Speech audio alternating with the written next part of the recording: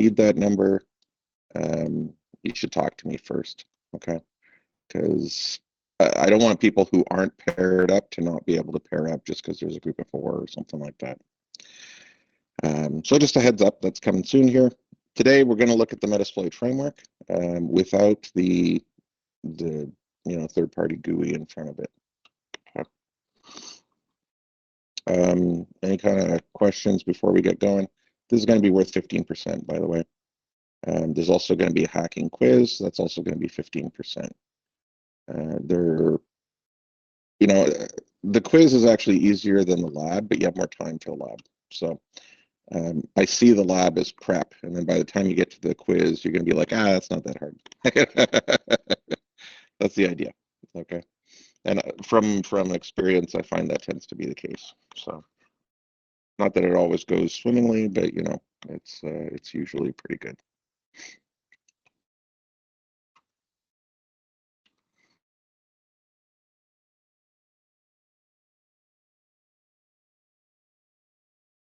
Okay, so looking at the Metasploit framework console, this is the command line version of the interface, and it's the one that's actually produced by the Metasploit team.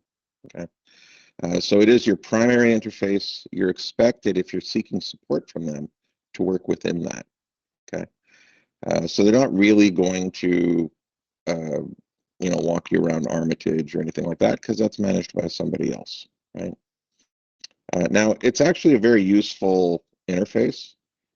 You can do quite a lot with it. I would say, anything you do in it, you can do in Armitage, first of all. But there's nothing in Armitage which really enhances it other than the fact that it's a graphical user interface. Okay. If you want to get into the deeper stuff, you've got to go into the command line regardless. That being said, a lot of people do like Armitage. So I find I'm not a fan of Java interfaces personally. So that's kind of my issue with it, and I'm used to command line. So I kind of like the Metasploit framework's console. Now, if you're familiar with the command line in, say, Linux, this is pretty easy to learn. There's a couple of things you got to adapt to. If you're used to working with, say, Cisco switches, this will seem very familiar, because the main difference between a Linux interface and this interface is that there's context switches that you can do. So in other words, if you change your context, you have different variables and different commands available to you, essentially. Okay. So we want to establish a few basic concepts here before we move forward. These are terms that actually come up in the Metasploit console. So a payload is some kind of exploitable executable that you want to send to the machine. And it's going to trigger some kind of exploit. That's the idea. So the exploit is the weakness or the method that you can follow to take advantage of a weakness in the system, right? So if you have a series of steps that you can perform that will allow you to get into the system, that's an exploit. An executable that will do that, or at least can do part of that, is your payload. Okay, it's going to actually run something on the other machine. Now, what we're really looking for in the end is for that exploit to allow us to drop our payload, and that payload to give us a session. Okay, so if we don't get a session out of all of this, we haven't really achieved what we're trying to achieve. Okay, and so this is really a reliable connection or a semi-reliable connection. Sometimes it's just it's just available during the login of a particular user, something like that. But the idea is it gives you a foothold in where you can actually interact with the system live. Okay. So that could be in the form of a shell. That's typically what I look for. Could be a VNC connection. That would usually, in my opinion, be after the fact when I'm coming back or something like that. So I would want to set up the ability to return. That might be a VNC connection. Normally, I'm looking for a shell at the start. Okay.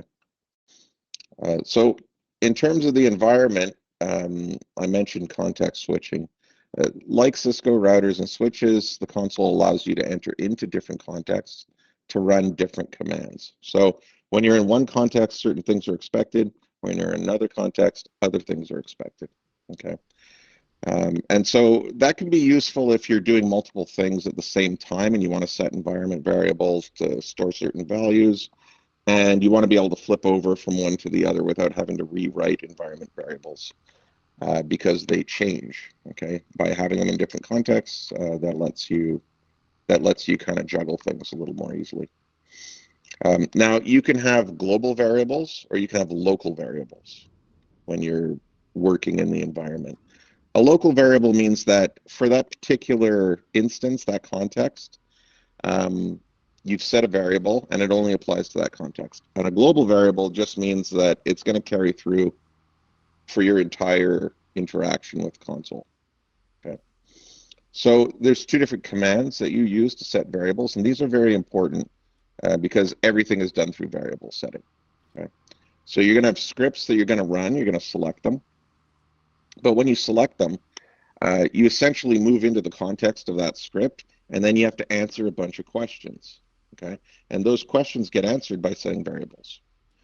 So some of those could be global. If you're like, I always know I'm attacking the same IP address, then you might want to set, the remote host variable to be a global one.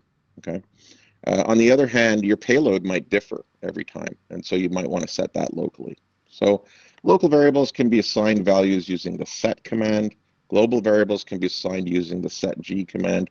I'm just going to use set for these examples here. But if you're finding that you're repeating the same settings a lot, you can always just do setg. Okay, and that will just kind of carry through. So some variables that you're going to likely need to set. First of all, not always, but often. Lhost means the local host. That's typically an IP address. It could be a host name, okay?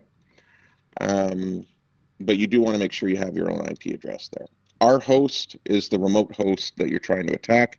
This could be multiple hosts, okay? So you may be attacking an entire network, for example. And it might not be an attack, it might be a scan. So really, we're just saying, what's the target here, okay? L port is a local listening port. You don't always need this, okay? But this would be on your Kali machine. So if you're setting a local port, essentially what it means is that you're hoping that a payload is going to connect back to that port, okay? So for some scripts, that'll be set automatically for you. For other scripts, it's not needed. And for some scripts, you'll set it manually, okay?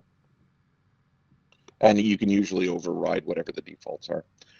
Our port is the remote port on the other server, the one that you're targeting, and that's going to be where the service is running that you're trying to attack and take advantage of an exploit to deliver a payload to gain some kind of session access. Okay, so when you're specifying the remote port, that's going to be like 8443, something like that, right? Depending on what type of attack you're doing. Sometimes in the script it's pre-populated, often that's the case. Sometimes you have to set it. It really does depend a little bit, but most of the time it's pre-populated. The payload, there are default payloads. Once in a while, it's useful to override the payload. So usually a script kind of has a setting where it's like, yeah, this is a good payload to use. I'm going to warn you about something. I think this comes up in one of the exercises, maybe the Ubuntu exercise, okay? Sometimes the payload is wrong. There was an example, it may have been fixed by now, but there was an example last term where people were delivering a payload, they were using the default, but the default was actually an ARM architecture payload. So when they ran it against an Intel system, it fizzled, right? Like it just crapped out. And so what you have to do then is override the payload. So, which all we had to do in that case was just set it back to an x86 executable, and then it was happy. Okay, but just be aware that this can happen. Kali's a bit of a moving target. People will update their scripts, and those get updated on Kali. Some of them might have bugs in them that you have to tweak, or they might have different defaults that you didn't expect. So you got to watch out for that kind of thing. But you'll get used to that over time. Now, exploit is the actual exploit you want to run, that's essentially a script, right? So somebody's written out all the steps needed in code in order to execute this weakness here. So now exploit's also a command, okay? So when you're ready, when you've actually chosen an exploit, you set all the variables, you can either type run or you can type exploit. They pretty much mean the same thing, okay? So really, there's just different features that you can do with exploit. Exploit.h just gives you some help, and normally you're just going to run exploit or run, okay? When it's done, you're either going to get a success, like some kind of output which indicates success, or it's going to tell you that it didn't really work, okay? If it succeeded, you should have some kind of a session available to you. Okay? Again, this is a bit of an art/science. So there's science in it, but there's randomness which can interfere with it. So sometimes it'll run, the first time it won't work. You run exactly the same attack, the second time it does work, okay? It's not always clear why that is. It's usually when you're trying to trigger a buffer overflow and your success is a little bit, not quite random, but there's a good chance of success, but not a guarantee of success, you know. Check just checks the sanity of any kind of settings you put in place. So if you've assigned variables and you do a check on the exploit, it'll tell you whether there's any kind of problems that it notes. Okay? That's not a guarantee that that's going to work, but it does catch you for any kind of brain farts or simple mistakes that you might make. Okay. So I'll give you an example of how we do this in the Metasploit framework. Just give me a second here.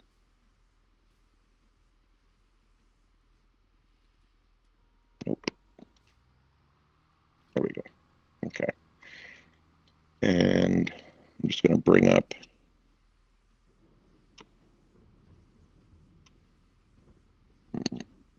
Okay, so we've got our Metasploit system here, Metasploitable. I'm going to use that as an example. Okay.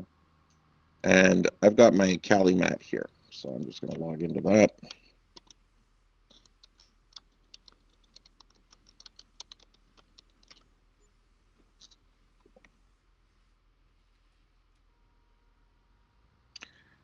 Now, what we want to do is we want to do exploitation tools. Let's see, Metasploit framework. You could just search for Metasploit framework if you want to. Right? You don't have to drill down. And you're going to get asked for the sudo password for your account.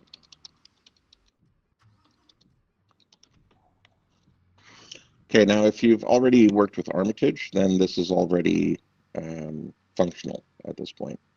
So it's just going to start up the console. I'll make this a little bit bigger, if I can remember how.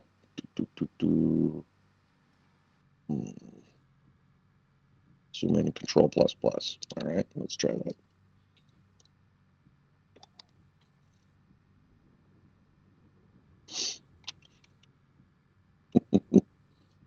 I love shells. Okay, there you go. So somebody likes ASCII art a lot.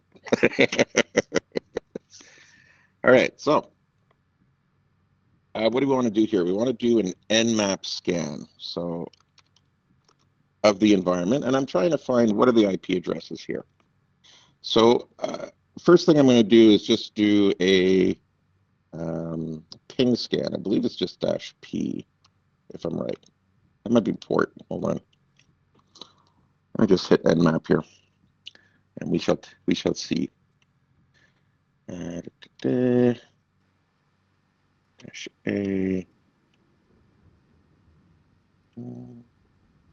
post discovery -p0 IP protocol ping, and that's probably a good one. Okay, let's try that. I think that's a 0. Maybe it's an O.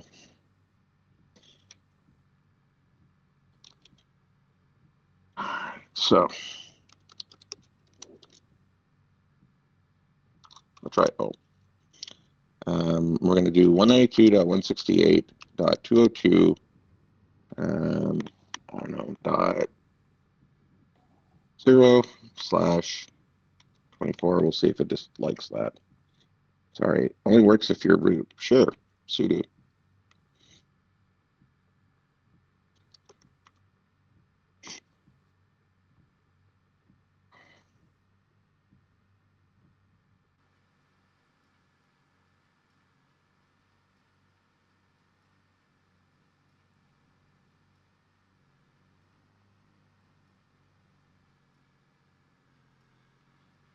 Okay, so that wasn't really quite what I wanted, but I'll work with it.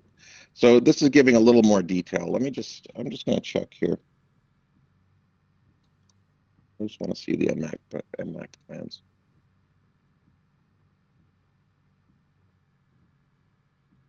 Hold on. SP, yeah, I was thinking S something. You've reminded me. Thank you very much. Let's do it. It's not that we really need it, but it's I just kind of like it for being able to see all the different types that are out there. So clear. Let's take that SP. Yeah, that makes more sense. It's a little quicker. It gives you a little bit more of a sense of just what's out there in general before you get all those details, right? That's for me at least. I tend to not be able to take in too much, visual input at one time. So we've got a few IPs. We've got 202.1, 202.2, 202.131, 202.254, and 202.216. Okay. Now, 4 of them are VMware, they're telling us, and it can tell that from the MAC addresses that are being presented. So the vendor portion of the MAC address indicates it's VMware. Okay.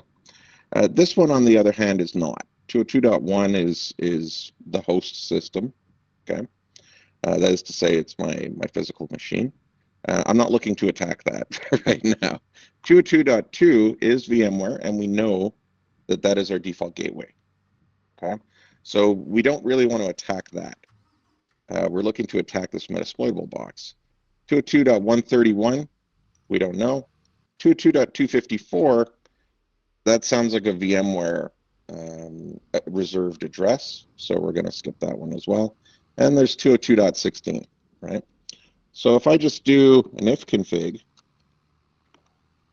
I can see that I'm 202.16. So I don't want to attack myself. So we're going to look at this IP address. Let me just get rid of this. And I'm just going to copy that.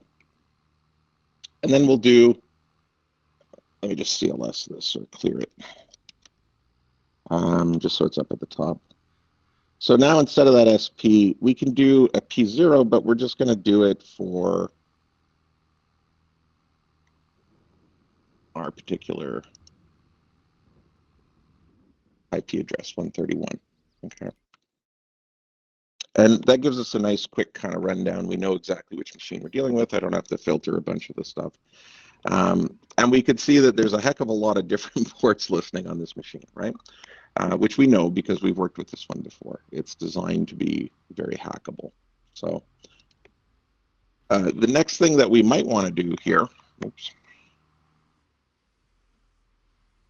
is decide on some kind of scan that we're going to do to figure out versions. Okay, so instead of, I could do this with Nmap to some degree. It will give me information about banners and stuff like that. But if I just look at some of the stuff that's here, we can see that there's DNS running, there's RPC bind and NetBIOS, but as well there's SSH and Telnet, some unusual ones, X11 and VNC. Okay, so even if we were just scanning it from afar, we couldn't actually look at it as we can in this, in this demo here. I can see that there's a mix of mostly what looks like Unix-based stuff, and a little bit of Microsoft. Okay. Now, the thing that that's going to tell me if I'm looking at this is that they're running some kind of Samba version. Okay. Now, Samba is it's an implementation of SMB from Windows. So they're simulating a Windows domain controller, essentially. Okay, sometimes it's just domain shares. Sometimes they do authentication this way. But that's known to have quite a few vulnerabilities. Okay, so what I'm going to do, and this is just to kind of show you what some of our tools are available to us, we're going to use the use command, and we're going to say, I want to use an auxiliary scanner. So this is not an attack, this is a scan. So we're looking into the auxiliary section. We're going to a scanner. We're going to go to SMB, and we're going to go to SMB version. Okay.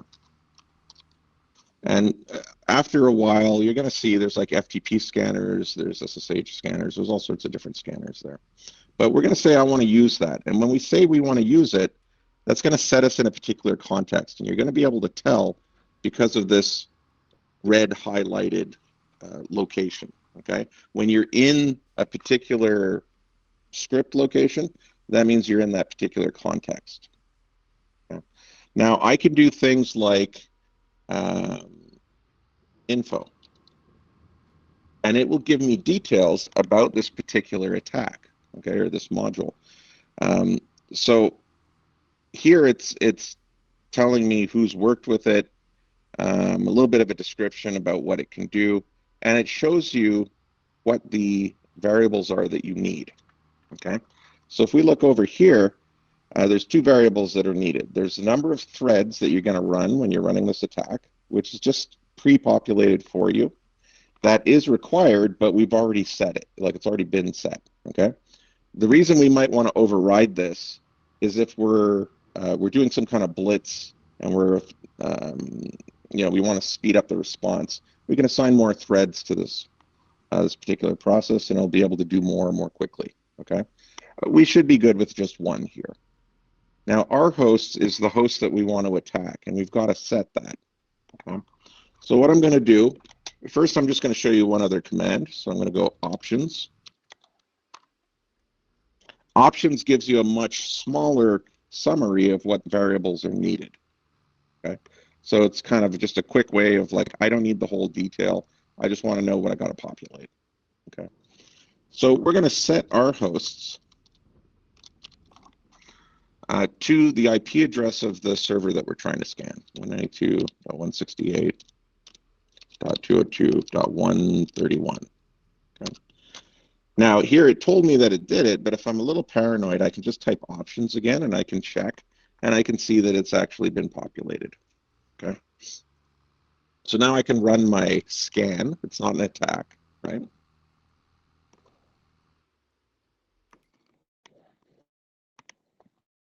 And it'll give us a little bit of information.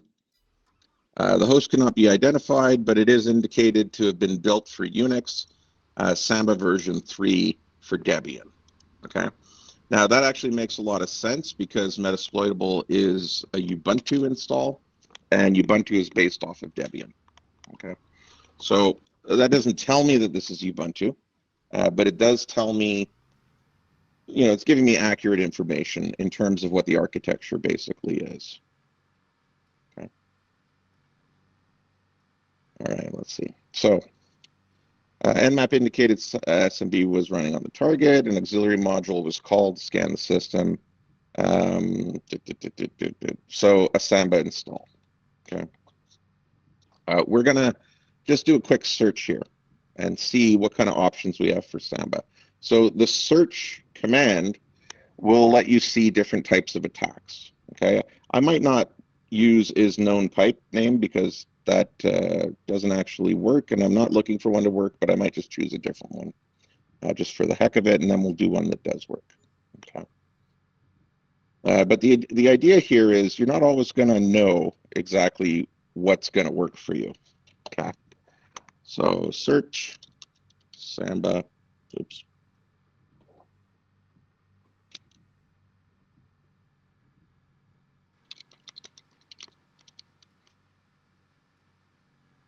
So it'll give you a bunch of different options.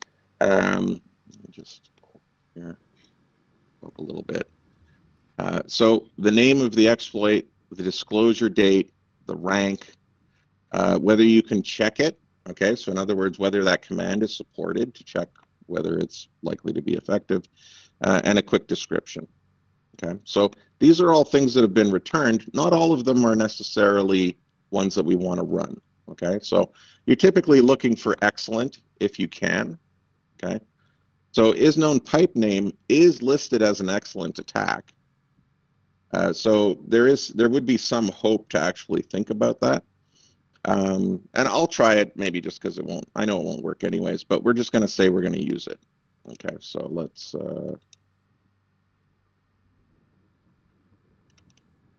I'll just grab that, Control-Shift-C. Okay, and I'm going to do use and Control-Shift-V.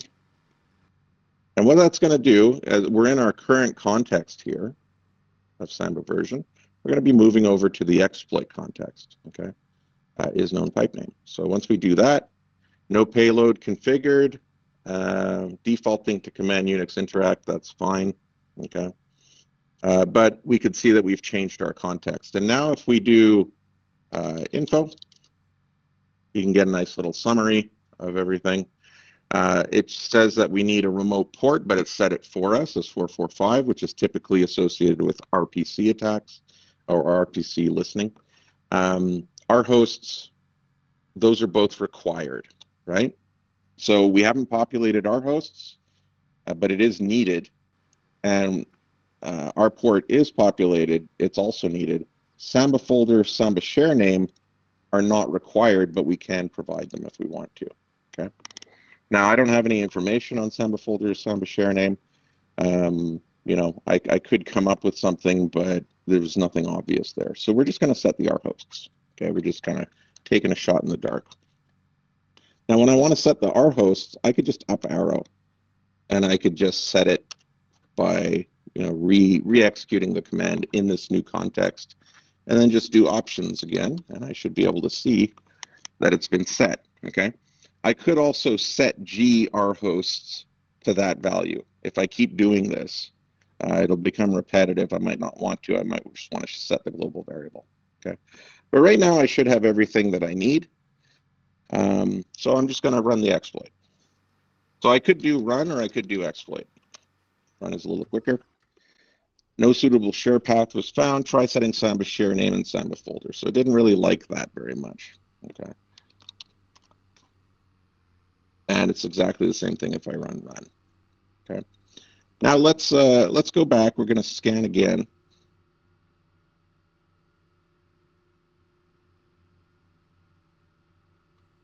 I just want to see that that output again. So let's try something else here. There's a couple of different FTPs which are running. I think there's this one here, which is running on 21. And there is another one somewhere here. Maybe I'm wrong. CNC. Oh, there it is. C proxy FTP. An FTP proxy. Okay. So really, we'll try targeting FTP here. Okay. Let me just go to the next one here. So we did a search of Samba exploits. We chose his known pipe name exploit. We tried it, but it didn't run because we didn't have enough information. And now we're going to just give a try.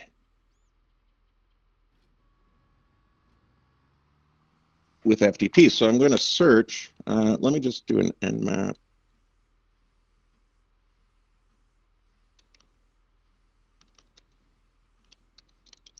that what I want to do? I think so. Let's see. No, that's not what I want. Oh, I want to do a version. I'll just do a version scan. Didn't like that. Yeah, just give me a second. -S should be SD, isn't it? No, no.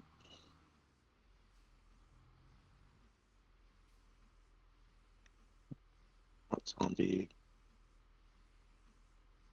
I could have sworn it, maybe I just typed it wrong. Hold on a second. Oh, it's dash SV. Okay. This will give us a little bit more information, right?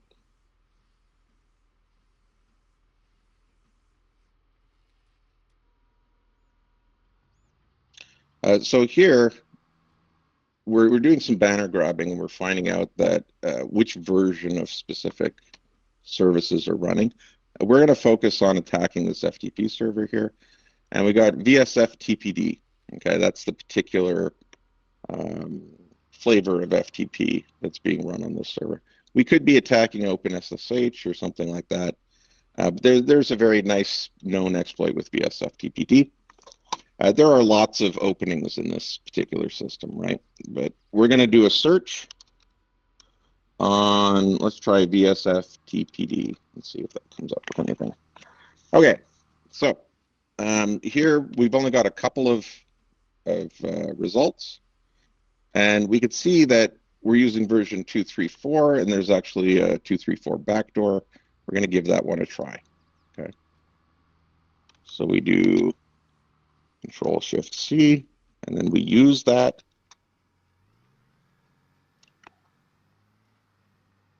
No payload configured. It's going to set one for us. That sounds good. And then we just go info if we want to see what's what here. So we've got the R port at 21, which makes sense because that's FTP. We don't have an R host yet. We're going to set that. And this exploits a backdoor, which was basically a supply chain attack that occurred a long time ago. Okay, this is a pretty old operating system. But what we want to do is just set that R hosts.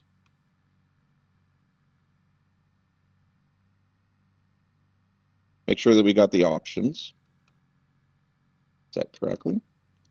So it looks like everything's there. And then we're just going to try, I'll try run.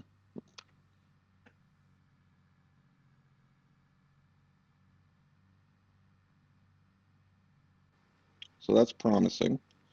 Now, this is command shell session opened. So it seems like it's pretty happy.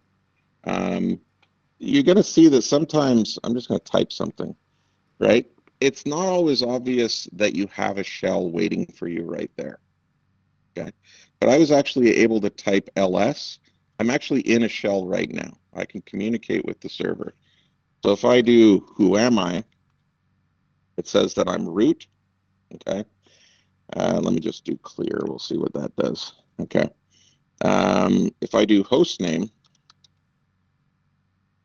Metasploitable.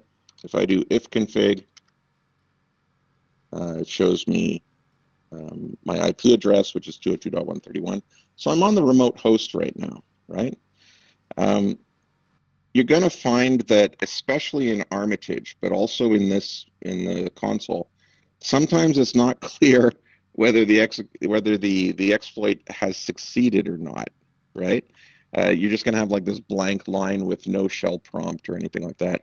You gotta hit enter a couple times, try some commands, just to see, because it may have failed or it may actually have something for you, but it's a bit of a mangled shell interface. Okay, so don't be too surprised by that. And now if we want to, we can I'm just going to do a shutdown -H now, okay? And that's not going to shut down this machine. It's going to shut down the other one, right? So let's just see if that's actually happening.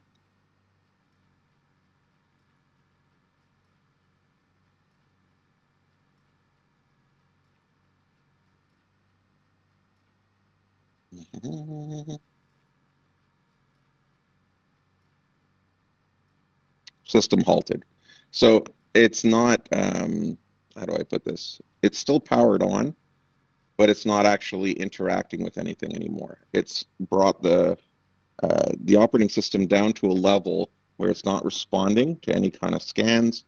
It's not talking on the network, and you can't actually do anything with it other than just reboot it or power it off. Okay, so if I go back over here and I want to try and scan that puppy again,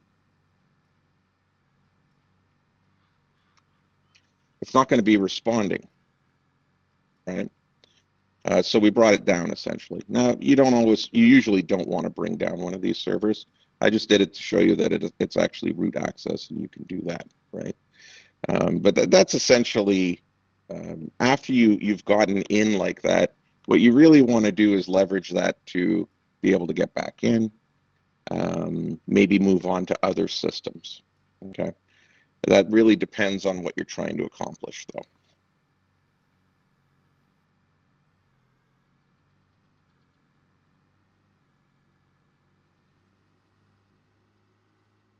Okay, so what about newer operating systems? Metasploit framework, the old Metasploitable, is quite old. We've got some slightly newer versions, which we're going to work with a little bit, and I've got various operating systems of various ages to play with. Okay, so you know, the thing with exploits, and you'll see this in security environments, like when they're trying to teach you something, they'll usually take an old exploit and show you a historical example. That's because new ones, we often don't know about them right away, or the scripts haven't been built to execute them, um, or they've been patched, right? So it is harder to leverage newer operating systems. If you're talking about Ubuntu 24, Windows 11, um, you're going to have much more of a challenge gaining access, and that's why a lot of social engineering is preferred these days by a lot of people who are trying to get into systems. New exploits do emerge over time. They're added to the framework as researchers discover them, as operating system vendors disclose them. If you're patching frequently, then you're less likely to be vulnerable. And then you're typically falling back to social engineering and phishing and things like that. So you're taking advantage of users instead. Okay. There are a few limitations, like a Windows system in a domain environment always has certain weaknesses, like pass the hash. So there are still some exploits you can take advantage of so long as you're operating in a domain environment.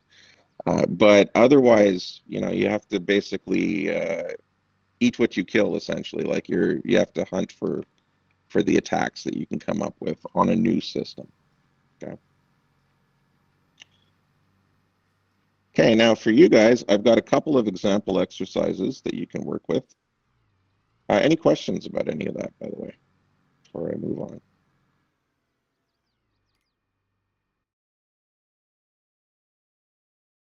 Okay, let me just get to those exercises, and then I'll let you go.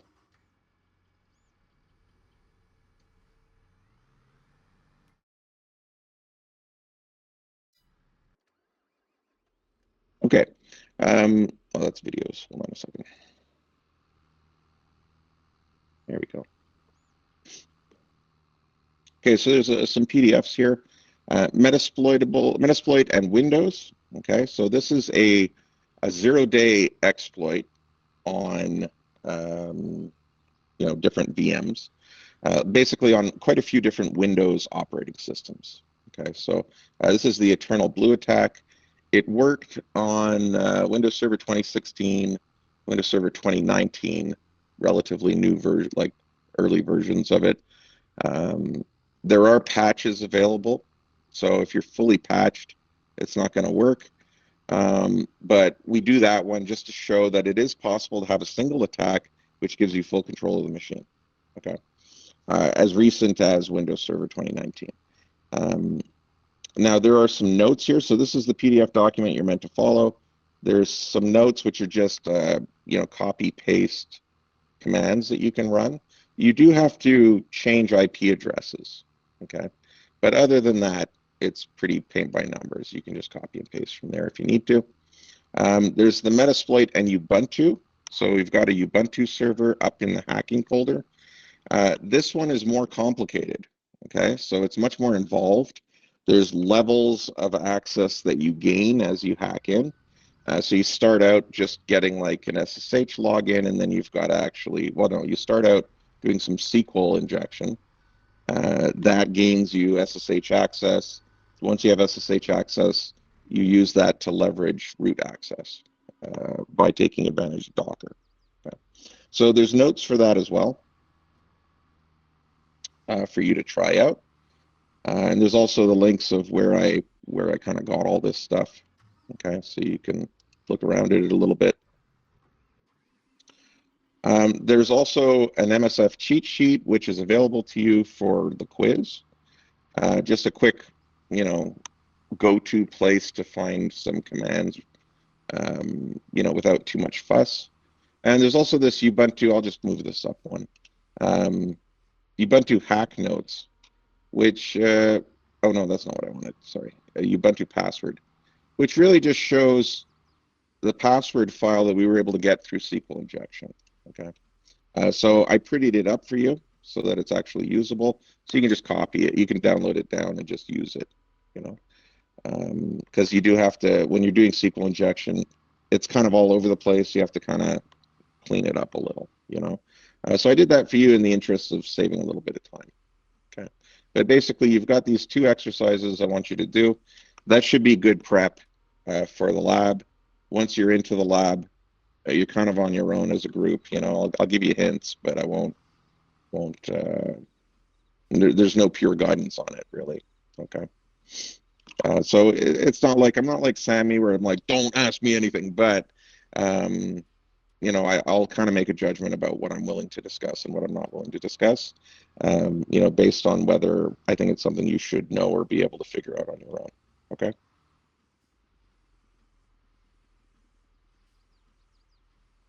Okay. So that's it. Next class, we'll start with the lab and make sure you got your groups. Okay. I'll let you guys go. Woo-hoo!